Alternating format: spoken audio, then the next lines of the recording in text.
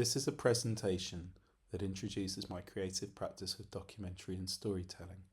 Collaboration, participation, social engagement, and meaningful relationships in the process of making have been the essential values throughout the past 20 years of exploration. My practice has mostly involved making still images, processes more often than not involving photography, working with archival images, audio, and moving image work. The form of the collaboration has often led to many large-scale, publicly cited and audience-engaging events. These ideas I want to propose in the presentation.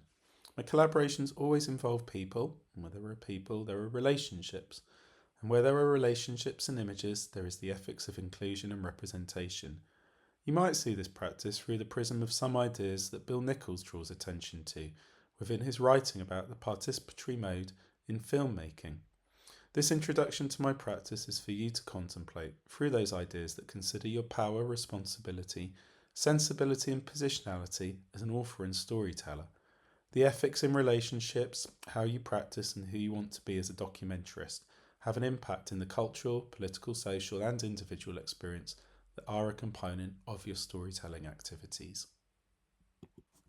In a collaboration from 2008 to 2018, I was able to share in a process that co-developed PhotoNow CIC, a social enterprise and diverse team of filmmakers, photographers, media practitioners and educators specialising in socially motivated creative projects in the Southwest.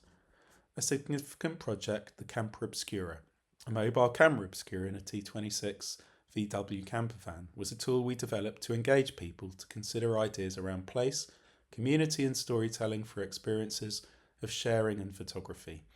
Camper Obscura is a unique tool that works by inviting people into a free experience of looking through the camera obscura. In the process, a relationship based on exchange and trust evolves. Ideas often associated with photography that use negative language, such as taking and shooting, or actions undertaken by the individual, are turned around to focus on the collective process of sharing in an experience of photography and making images together. This I'd always seen as an opportunity to work with photography to create social change, activity that could affect the cultural, political and social dynamic of the communities in which we lived and worked. Camper Obscura always existed in the public space, and with those values my interest in curatorial and audience was explored. This exhibition is called City Through a Lens. We worked with a photographic collection from Plymouth City Museum exploring the post-war reconstruction of Plymouth. I have often sought to contextualise the outcomes of collaboration within the context the work was made, effectively returning the stories back into the context that they came from. The images are contextualised in locations relevant to where they were made. They act as an echo between the past and the present. Importantly, the exhibit is open 24 hours a day and open to how the user and audience directs their engagement with the stories. An audience is not constrained to opening hours limited by confidence to enter galleries, rather more so by existing in public space, the capacity to engage everyone and anyone becomes a possibility. At Southway on the edge of Plymouth, I worked in a youth centre with young people, exploring through cookery evenings, a process of apple-themed recipes that engaged them to the nearby development of a community orchard. The young people felt the local shopping precinct would be the best way to further engage their community to become involved in developing the orchard. Our collaboration in their vision and my skills led to many aluminium dye-bond panels of images from their cookery workshops being installed on the outside of the shopping precinct adjacent to the main bus stop. These actions affect change in the story of the individual. The agency to participate in changing their neighbourhood brought in some individuals quite evident change in their esteem and confidence. That's a transferable facet of self that flows into other areas of their experience. Notably too, the local PCSO told us youth crime for under 18s was down by 90% on the nights that we worked in the youth centre. In the North Prospect History Project, the local housing, school, library and other components that bind communities were being knocked down and the area of North Prospect in Plymouth being regenerated with new buildings. Individuals and families were moved from multi-generational homes in the large-scale redevelopment. We worked in the local youth centre supporting the young people and children to learn skills in photography, oral history, storytelling and processes that gave them an opportunity to question the impact of the changes regeneration was making in their lives. They decided to turn a house that was due for demolition into a living museum, presenting stories of their community and the change taking place. In the new library, images they made of their community were presented as large transparencies, placing local people at the centre of a new narrative, and the young people in a position of actors able to control elements in the process of a story unfolding in their community. In Downderry in Cornwall, we worked with the local primary school children who elected their village school photographic archive as a place to explore shared histories. They wanted to share that story back into a community where many of the former pupils still lived with new generations of family members. The children directed a largely overlooked and private archive into the social and public. We supported the development of 20 installations at houses and community buildings through the village. The images installed in windows acted as light boxes when the lights were turned on at night. The school held an evening walk in the dark to see the vibrantly lit images of their community boldly shining in the night time.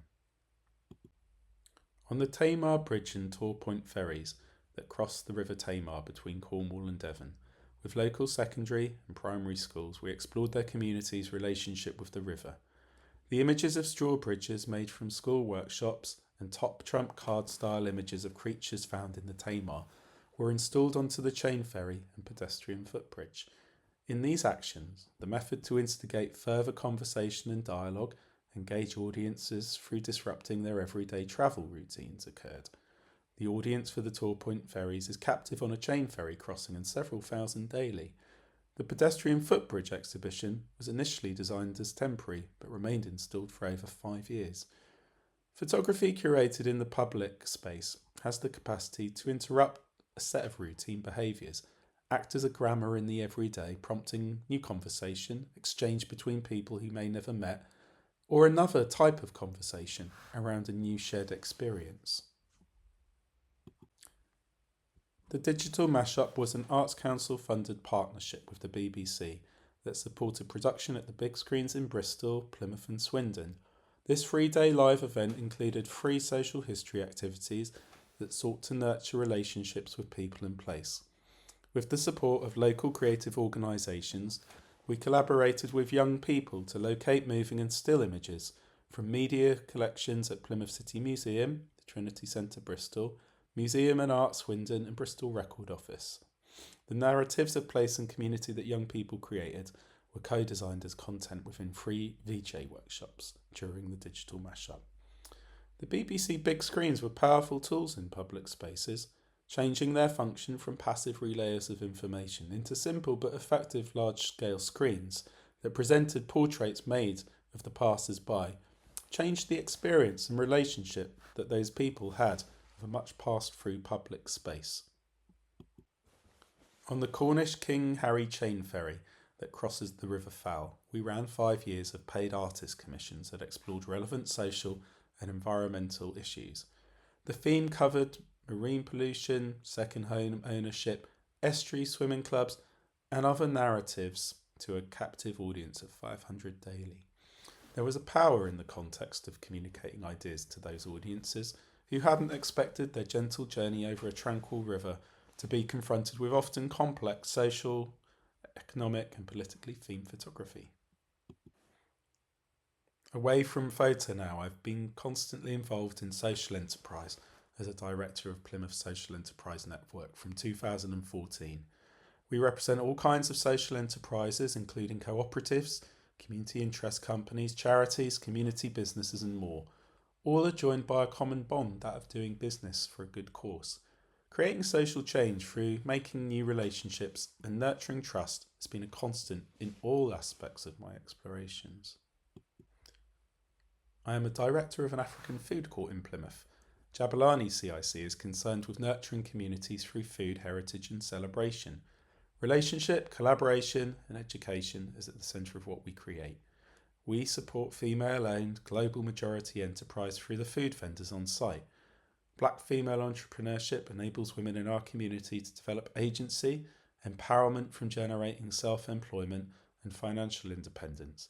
Our work involves anti-racism through food as a method of cultural exchange.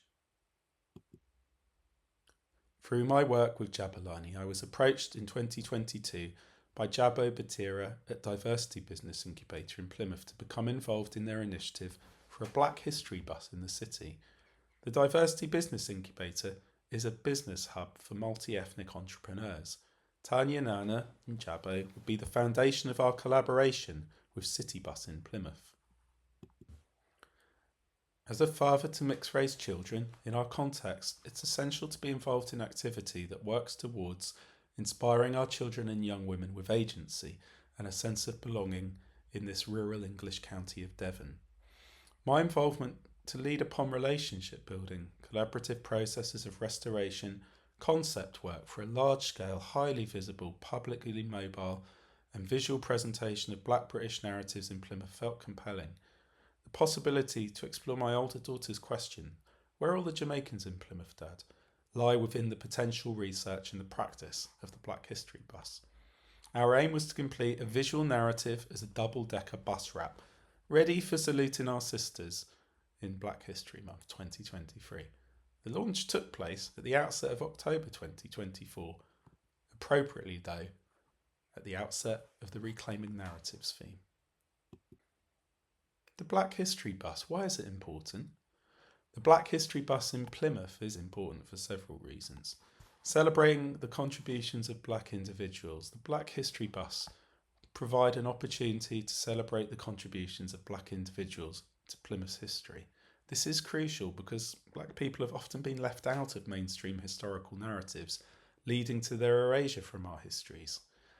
Promotion of diversity and inclusion, the Black History bus will highlight the experiences and contributions of Black individuals in Plymouth and around the UK.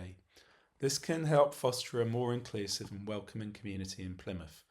The bus will be a physical platform which will serve as an educational tool that can help increase public awareness and understanding of Black history and culture. This can help combat prejudice and discrimination by challenging stereotypes and promoting a more accurate and nuanced understanding of Black experience. We hope the bus can provide a platform for dialogue and discussion about important issues related to race and ethnicity. This can help promote understanding and empathy between different groups in the community. I developed the visual concept through the activity of researching photographic archives at the Box Museum, Archive and Gallery in Plymouth, and a series of key stakeholder relationships with the project who could give direction to the concept in the narrative, co-author consent of the design and collaborate in the Black History bus's realisation. I found material to this subject challenging to locate, as the language designed into the system is structured through a colonial prism. This difficult Western narrative institutionalised the global majority to the margins of our shared national story. I reorientated my search terminologies and the data became somewhat penetrable. I located moving image, plantation era still images, a photographic album of World War I military servicemen from the West Indian Regiment, Black people as entertainers, public figures, and glass plate narrative negatives of Caribbean people arriving at Millbay docks during the Windrush era. With the still image material, I coordinated a stakeholder group from Diversity Business Incubator to view the artefacts and feedback their perception of the archive. Museums are pivotal to community building. However, these structural inequalities lead to accessibility issues for global majority people. Representation in the collective social memory is hidden, which impacts upon a sense of belonging to the national story. This more inclusive process encouraged discourse about decolonisation, power and representation. The context, importantly, enabled a robust check for unconscious bias. I integrated the still images of the West Indian Regiment and Caribbean migration into concept visualisations for the potential bus wrap.